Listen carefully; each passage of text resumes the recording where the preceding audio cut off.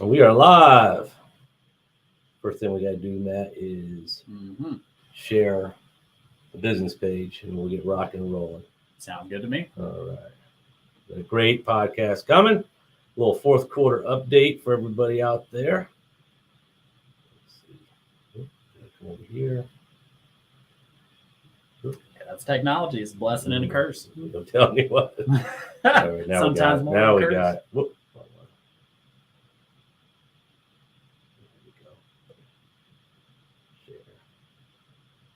We're about to get started. Oh, now we got to tag you up there. Everybody can see that. Oh, no, I feel special today. I'm a guest speaker. I definitely would love a shout out. That works for me. Tag old Jordan. It sets there.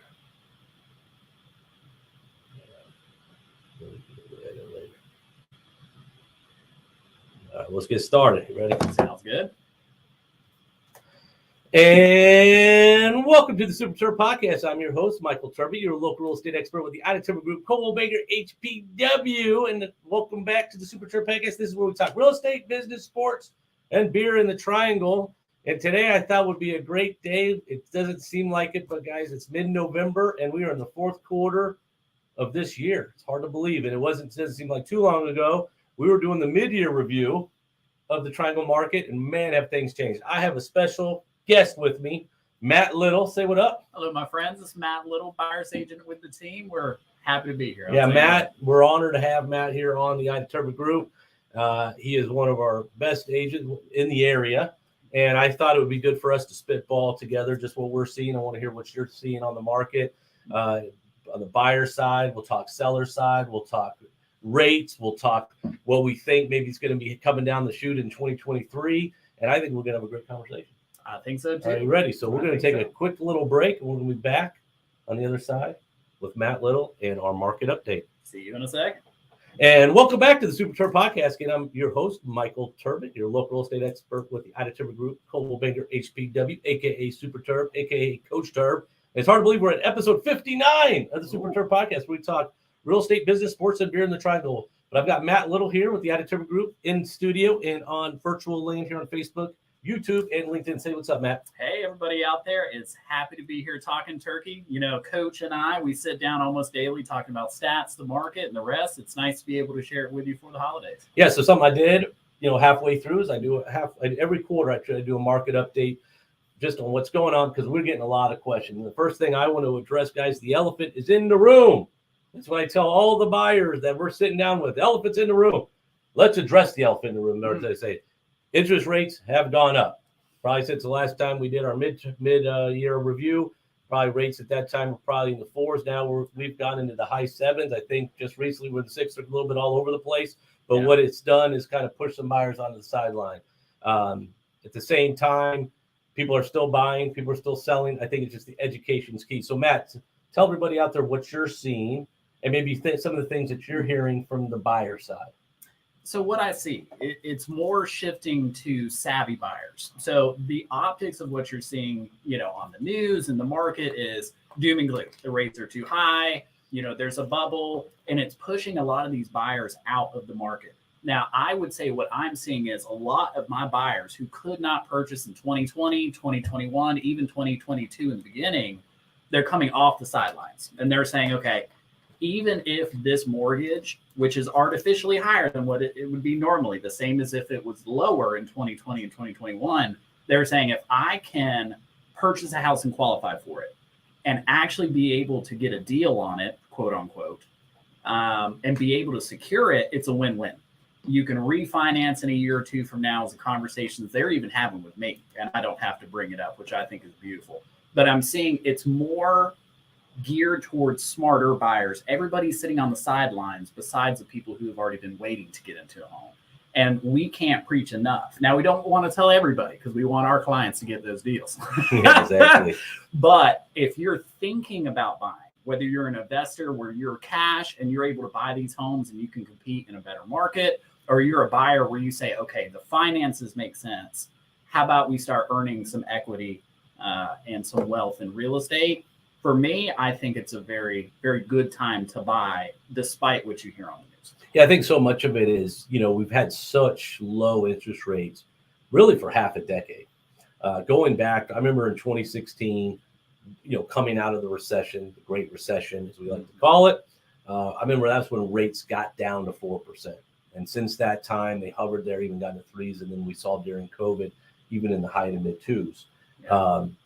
And I think as buyers, we got just so accustomed to those low rates, we became numb to it, where in reality, it's probably not the most healthy market to be in. Yes, money's almost like free money. You can afford more. Of course, it's going to dictate purchase price, where that's what also stimulated what really accelerated the market, where in January of 2020, our average sales price was $360,000. Mm-hmm. It's now fast forward to our stats, which, guys, when we're looking at stats, it's through the Triangle MLS, and we get everything 30 days in arrears. So the stats we're referencing is from September, probably another 7 to 10 days. We'll get stats from October. So it gives us a snapshot of what's going on in the market. Well, as of September of 2022, our average sales price in Wake County, where Raleigh is $536,000. So it's up from $360,000 just 30 months prior, exactly, give or take. Mm-hmm. So the amount of equity that we've gained, but part of that is we were undervalued as a market as far as purchase price. We have over 80 people moving here a day, and the low interest rates help buyers, help buying power. Exactly. As rates went from 3.5 up to 7.5, almost close to 8, it really affected the purchase price and what buyers can buy. Mm-hmm. Therefore, pushing them onto the sideline, saying, well, you know what, we're going to wait till the rates come back down. Well, there's a catch-22 there. In the last year, springtime, so many buyers, I'm sure you heard it, Matt, was saying, mm-hmm, we're going to wait for the market to crash. Well, first of all, I hate that word. We're in the current market. And in the current market, we're not 2008. The market's not going to crash. We still don't have very much inventory at all. But those same buyers that couldn't compete in that market where all of the cash was out there, high due diligence, very little liquid to put down to compete with them, this is your time. Now, understanding that the rate is just temporary. In the next 12 months, I assure you that you can be able to refi. The key is getting you with our preferred lender, us having a game plan, and getting you in a price point that you're comfortable with in regards to the purchase price and monthly payment. Exactly. Are you seeing that as well? I'm seeing it heavily. I mean, it has always been important to have a good mortgage lender behind you who can give you, the black and white of, okay, what's affordable for your family? If somebody told me I have a $400,000 house, it means nothing unless you break it down into a monthly payment. Most families out there have set incomes. They work off their budget, and it's less the purchase price, more what it is per month. Now, what I've been telling people recently is too, a lot of homes, I'm looking at the stats where homes are selling 97% of their list price versus 105 this time last year. Yeah. The rate of what you get is important for now before you refi for your monthly payment. But if you can get a house 20, 30 grand less than what you could have 6 months ago, when you're talking longevity, most families stay in a house. And you've seen this more than me, what, 5 to 7 years? Well, it goes in stat. Usually if you're a first-time buyer, statistically, you're going to be that 3 to 5 years. Yeah. Second home, 5 to 7, maybe 10. Third home, that's kind of like not necessarily I could say your forever home, dream home. Mm-hmm. You stay there till the kids leave or head off to college. Then your fourth home is your downsizer. So it's your overall payout. Yes, that's more. But what's interesting is I used to tell sellers when I'd go on listing appointments, 4, 6, 7 years ago. Seems like time flies. Is that I'd always tell them, because from 2014 to 2020 here in Wake County versus the Triangle MLS, our average appreciation was like 6% a year. Mm-hmm. So it was nothing major. It was just a nice, slow, steady income or steady increase. Then, of course, COVID happened, and we've never experienced the kind of appreciation that we saw. But what I want to do is when I would meet with sellers, 2015, 2014, 67, you name it, I would say you need to be in a home typically 3 to 5 years to see a return on your investment. Mm-hmm. Just because you're factoring in the appreciation of, let's say, 5, 6, 7%, then you got to factor in fees, taxes if you were going to go sell. So that's really the time frame you were looking at. Well, when COVID hit, you threw that all out the window, and you would have appreciation. So, for example, even if people have thought our market has shifted, it's adjusted, whatever you like to call it, our average appreciation just from last year is almost 15%. It's still up. Still That's right. 15%. So if you factor in, really from 2020 to 2021, we were in the 25 to 35% range, 21 to 22. So we're in that avenue. So like, for example, yesterday we just closed on a property, sold it for $500,000. Yeah. Our clients 3 years prior bought it for $302,000. So when I'm sitting down with sellers now, because they're like, oh my gosh, we're losing value, our home prices are going down, I tell them, no, first of all, it's just correcting. We can't go at the pace and speed that we've been going on as far as the increased purchase prices, correct? That's so correct. Yes. So what I like to do is show sellers what they've put down and their return on investment of what we're about to sell their home for. Not necessarily even what they've paid for, because I think a lot of times people look at home value, like home is a way to build wealth. And so that's what I try to talk to with every first-time buyer. Really doesn't matter, any-time buyer. I'm a big advocate. I'm in the coaching group called the Core Coaching, which is or the Core Training, which has really helped my business. And one thing that I do is talk to my clients is about the wealth accumulator, which we'll go into on a separate podcast. Of course, but it really shows them what they're doing by having home ownership and building wealth over time by having home ownership. So just being able to show them what they've made on their return on investment. It doesn't matter what Bob sold their home 6-8 months ago. It's what we could sell for now, and still how well you're coming out on top. And I think it's perspective, right? You've given me stories of 09, 010, where it was a different conversation with sellers. Now I work both sides, but I predominantly focus on sellers. So it's good to get your perspective or buyers. With buyers. So getting your perspective on a seller standpoint is important to me as well. It's to say you're still making money. It's how much. You're not upside down. You're not looking at it. It's a different type of math problem. When I sit down with sellers now, it's because they have to sell. And the reason why I say that is I think another great agent of mine, I call him Big Al, Alex Lawrence. He's a great agent, and he went down to 30 under 30. He was nominated, went down to Florida, and they were going over stats. And right now they're saying over 70% of people in the country have rates of 3s and under currently on their mortgages. Yeah.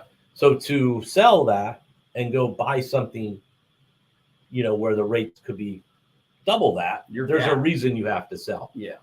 And so when I first sit down and it's with our clients, and the first thing I always ask is, why are we selling? What are we doing? And because we want to make sure we're on the same page in regards to creating the right expectations, how we're going to price the home, how we're going to market the home, because where we are now is you don't want to be chasing the market. And this market is very fluid, and that's why I always like to say we're in the current market. I kind of like using an analogy. I don't like to swim in the ocean. I like to see what's swimming near me. But if I had to say I was in the ocean and you're just kind of going with the current, that's kind of what we're doing right now. Every day it seems like it's been different. And what we have to do is just take it day by day.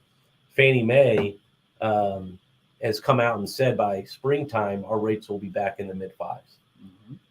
Are they going to be there? We'll see. They originally said mid-4s. They've kind of moved the goalpost a little bit, now saying mid-5. So now the question is it really going to be that number? I know rates are going to come down, but how much or when, or we just don't know. So it's the idea of getting into that property. So as far as selling side, it's creating the right expectation. Why are we selling? Because you want to be ahead of the market. You don't want to be chasing the market. And there's certain things that we do to help them put themselves in position to win, but then also really showing them that the rate of the return on their investment on what they're doing there.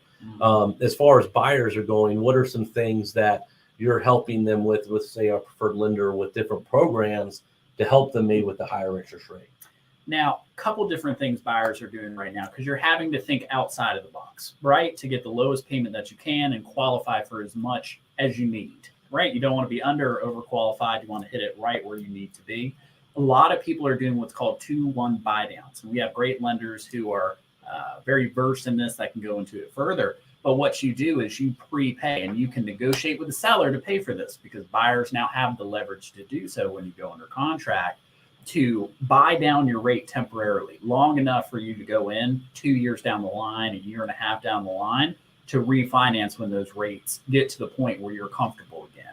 So where, let's say, if you started at 6.5%, you could buy it down 1-2 percentage points for a certain amount of time I would also implore you, anybody out there who has a state employees account or a credit union where you can look at, and if anybody out there has heard of this, is a very, very good thing to use, is 5-year ARMs. There's a certain amount of time where they say it's a variable rate, but it is lower than normal and gives you time and buys your way into the refinance market. Well, you can do that with the 100% financing. I mean, it's exactly. a very great loan program, but unfortunately, 6 months ago, a year ago, they couldn't compete. It wasn't competitive. Now they're there, and so Matt brings up a great program, 2-1 buy down. We're really educating our buyers on this. The biggest thing is to understand that what you're doing is the sellers are paying essentially closing costs to buy that rate down. That number is dictated on the loan amount of the home they're buying. So as obviously a higher loan amount, it's going to be a little bit more. I know, for example, Michael Martin with Fairway Mortgage, one of my great preferred lenders, was giving us an example.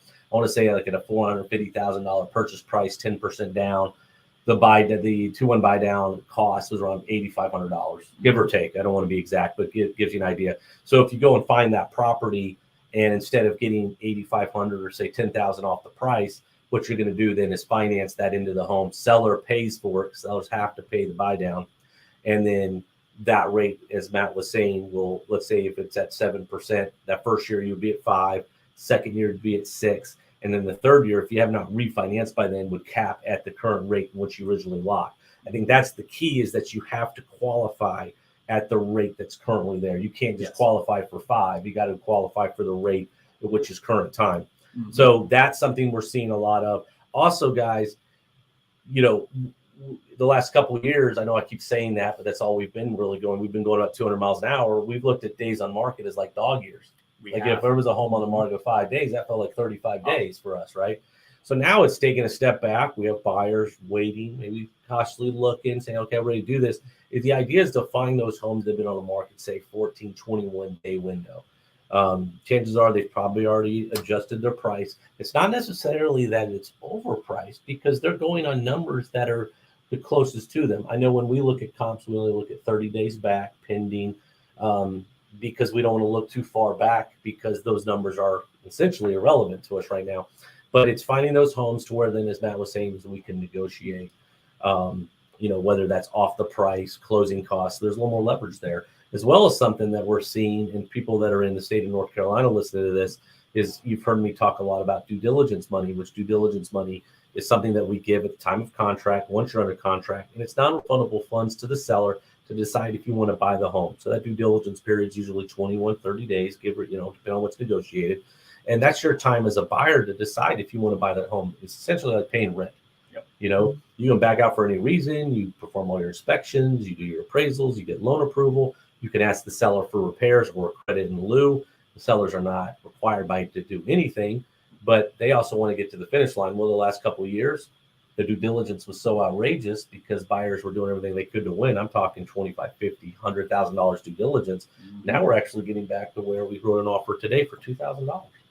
And it's all about where your leverage lies. I mean, now if you're a buyer in the market, you hold more cards than you did in the last 6 months. Negotiations, being able to negotiate repairs, purchase price, due diligence amount hasn't really been in the equation for the last 2 years. It was anything you could do to get a home. And where that really hurt was people at the bottom end. First-time home buyers have had such a hard time these last 2 years. We know rates and prices for a mortgage have gone up, but your likelihood of actually getting a home is so much better. As an example, I had a very sweet buyer, mid 2020. She had to put in offers on 8 homes. And I was doing everything, including putting flowers on the front porch with her name on it. What's the craziest thing you've seen during the multiple offer shenanigans, as I call it? What was the craziest thing? Now, you being more on the buy side, did your buyer do anything kind of crazy? I know on one particular listing, I'll never forget, I think we ended up having, 26 offers. And I mean, we had pound cake? We had pound cake delivered to our seller. We had flowers, 2 sets of flowers, buyers dropping things off. I mean, it was pretty incredible. Well, and I'll tell you what, I always say fate finds a way in real estate, right? I've had situations where off chance the sellers were at the home when we were there, and they've connected whether it was over hobbies or personal preferences on certain things, where they're literally crying in the front yard. They've connected so well, and higher offers have come on the table, and they've scooted it away to work with us. Or at the end of the day, it's still a human business, right? And human nature is to work well with others, especially if you can connect in some sort of way. So I would write a personal letter every single time. We would piece together the seller's lives when we walk through the home. If I saw a Beanie Baby on the shelf, I would have that buyer to say, oh, when I was a child.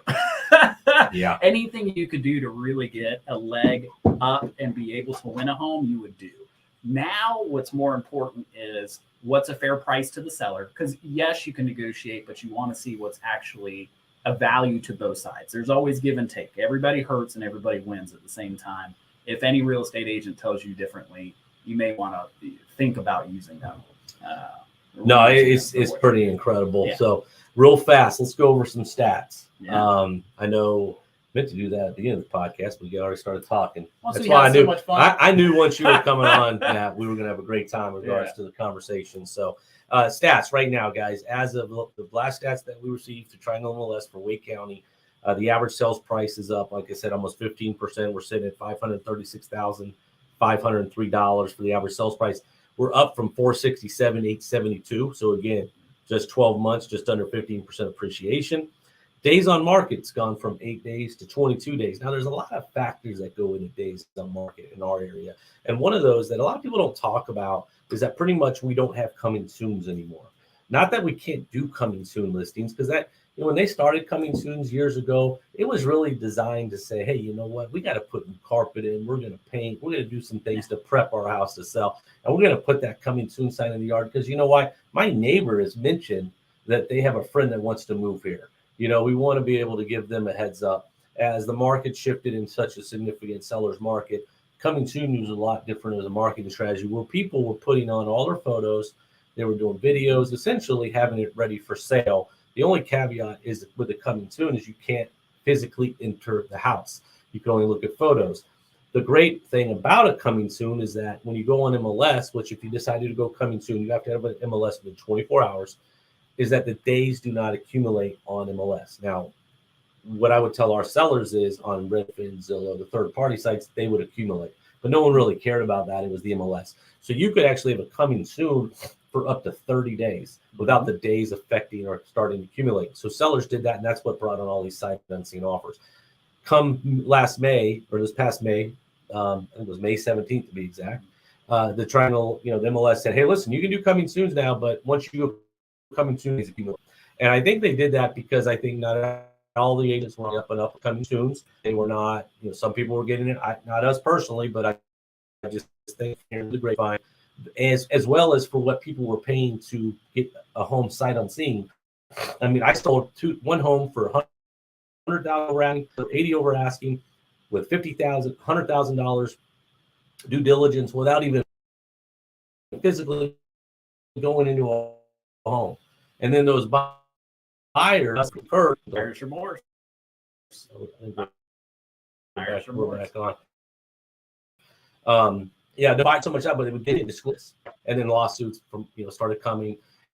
And then I think let's just try to simplify it. Say you can do this, but the days will accumulate. So what I'm getting at is days are going longer on the market because now people actually be able to get into a house, as well as people aren't amping it up. And it usually takes a few days to kind of get into the third party stream, get people seeing the property. But that's only help buyers because buyers actually can walk through homes now. Yes. So that's a big factor, which leads me to my next stat is our inventory, which we're sitting right at 1.7 months inventory of homes, where that's up from 0.7. So we've almost had double the listings from we had a year ago. A year ago, we had 1396 active inventory homes for sale. As of last stats, 2791. So this is huge. Another thing that we've seen is the ability to get new construction again. That has come back. Within a year, last year, that's where a lot of times we'd have first-time buyers that could maybe compete with with the due diligence, high money bet down. Because let's face it, if you're a first-time buyer, guys, you're not supposed to have money. There's a reason. There's a reason why there's such great loan programs, whether it's 100%, FHA 3.5%, USDA 100%. There's all these great programs, credit union. Yep. But we're able to now go to a new home community and get you in a home where maybe you put a $5,000 deposit down. we didn't have that luxury due to the lack of supply as well as material. So that's coming back. We have some opportunities there. And so overall, the market is adjusting back to, this is the first time since January of 2020 that our inventory has hit pre-pandemic levels for inventory. So we're right back to where we were in January of 2020, which at that time we didn't have any listings. Well, now my question is, what is a healthy amount of inventory to have on the market? How many months worth? Eon, you want about 5 to 6 months supply of homes to be a perfectly buyer and seller market. When the Great Recession hit, essentially in 08, 9 to 14, everybody just tried to survive. 9 to 14, again, we had a 19-month supply of homes in January of 09. Think about that. And that's unhealthy. And half of those were distressed property, short sales, foreclosures. But during that 5-6 year window, there wasn't really much building going on. So when we came out of the cave or the hibernation or whatever you want to call it, or buyers started having confidence in the economy, rates got it down to 4. We were at that time just under a 4-month supply of homes. I think we were around like 3.6, 3.8. Again, still a seller's market statistically due to the amount of homes, but they just started gradually going down. Yeah. And then, of course, January, we were right there in regards to under 2 months. In 2006, I'm kind of jumping around a lot, but at the same time, I love sharing all this information. When I started real estate in 06 and even in 08, like when the financial crisis hit and the Great Recession hit, we weren't really affected that first year in regards to like a bubble. Where lots of the country, other cities on a macro level, they had a bubble, 30, 40, 50% appreciation. They popped, they were all underwater severely. Yeah. We, that first year, were like, oh, they just can't sell in Nevada, Michigan, Florida, California to get here. Reality, what hurt us or finally got to us is at that time, we had about 20 more years of growth for Wake County, if you remember, right? So we had, at that time, all that was going on was build. So like, for example, I-540, it only went back in the day, went from 40, then went north and ended up on Capitol, Highway 1. Yeah. And that's why Wake Forest exploded. Youngsville exploded. So when the financial crisis hit, and Wake Forest had the highest inventory in the triangle, because that's where everybody was building. So that's what's gotten us. And so now we're not too far now from that 20-year window to where we're running out of space. We are. In areas, think about it. We've helped buyers go down to Sanford, Broadway, almost Greensboro, Middlesex, people are having to go further out. It's not uncommon. So, as this continues and we're having the amount of people, because I joined the chamber this past year and it was amazing, the jobs, the orientation. They had someone come talk about jobs, and everybody's coming here. We're Silicon Valley East Coast, essentially. Like we've got Apple, we've got Kodak, Meta, I think Nike. Those are the bigger jobs that we hear of. So, look at Chatham Park. That's a 45 to 50 year building plan. Yeah, no, it's so that kind of leads me into, all right, what's on the horizon, right? We just got midterms passed, which the market always kind of takes tight with midterms. I'm not getting political at all, but that's normally what we see. If this was a normal market, meaning just a normal cyclical time of the year, this is where everybody kind of packs up a little bit. Holidays are upon us. Hard to believe Thanksgiving's 2 weeks from yesterday. It is. Right? It is. So we've got that. You've got Christmas, got the holidays, got the New Year. If you're a seller, you're starting to think about selling come February, March. And if you're a buyer, same thing. Most of your leases are through the spring. So this is a very normal time for people to just kind of take a step back. Doesn't mean people aren't buying or selling, but not at the rate that we see come February to June. Yeah. So I think when the first quarter hits, obviously it depends rate dependent, but if everything we've been read, everything we've been told, the rates do get back down in the 5s, I think that the barn doors are going to get blown right back open. People are going to have the confidence to buy, and whether or not they sell their current home or they keep it for an investment, I just think it's going to continue. We'll see. We'll do a first quarter update at that time. Yes, and we'll let everybody know what's going on. But I think the biggest thing here, listen to the Super Terb podcast, is understanding that this is still a great time to buy. Use the higher interest rate that's gone up as your advantage to get into a home that you may not have been able to get into early this year. Use the ability to negotiate if there's there. We're still selling homes with multiple offers, guys. That's the other thing. Everything comes down to location, style of home. So they're still there, and everything comes down to price. The one thing, if I could put into here, if you're a seller, there's only 2 reasons homes don't sell. It's price or updating, or a combination of both. So that's why if you're thinking about putting your home on the market, make sure you're hiring or interviewing a professional, that this is not only it's not their job, it's their business. And I think the advantage of being able to say, I've been through this market or been through ups and downs is huge. Longevity. For many agents, they've only known 200 miles an hour. And so we're now going into the pits right now. We're refueling. We're adjusting the chassis. Is that the right word? Chassis? Chassis, I think is the right term. And but the track's still open, but everyone's just kind of taking a break. We can't get caught for speeding. And so that's where we are. But do you have any final things you want to say? Final thoughts on my end. So on a buyer perspective, spring is not going to be as much as a friend as winter is to you now. So if the numbers make sense, having somebody in your corner who can give you the right advice, unbiased advice, is so important. If you have, obviously, Terb or I would love to help you, but if you have a trusted advisor in real estate, be talking to them. Even if it's a quick hello, talk to your lender, test the waters. If you were thinking about buying the last few years, I would at least be flirting with the idea now. As an unbiased advice to say, as an investment, now is actually a very good time for it.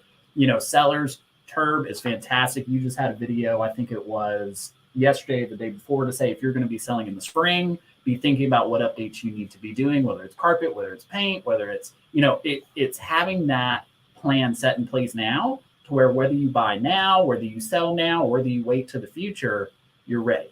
And that, obviously, a trusted advisor can help you with, such as ourselves. We're excited to see what 2023 brings. Even more excited to wrap up 2022 strong. If you have any questions, please reach out to us, Matt. Man, I appreciate you coming on. Thank you. Usually when I do my updates, I'm solo, but to be able to bounce things off each other, this is great. You're phenomenal at what you do. Obviously, you take and put your clients' interests first, and that's what makes you so great, brother. So we appreciate having you on the squad. That's right. That's right. Anyway, I appreciate you guys listening. If you like the podcast, please subscribe. Please like, as well as if you're out there listening and you're in you don't have to be local. If you're a local business owner, entrepreneur, an agent, a coach, whatever it may be, and you want to tell your story, message me. I'd love to have you on the Super Tour podcast. I started this podcast really not only to have some real estate updates and some tips, but to help, have people tell their stories, which has been phenomenal. And I can't believe the next podcast will be episode 60. 60. I remember when it was 1. I know. That was all over 2 years ago. Yeah. So anyway, I hope you guys out there have a wonderful day. For Matt Little, it's Michael Turbot, your local real estate expert with the Terb Group, Cole Baker, HPW, a.k.a. Super Terb. Remember, who you work with matters, and have a wonderful day. We'll see you at the next podcast. See ya.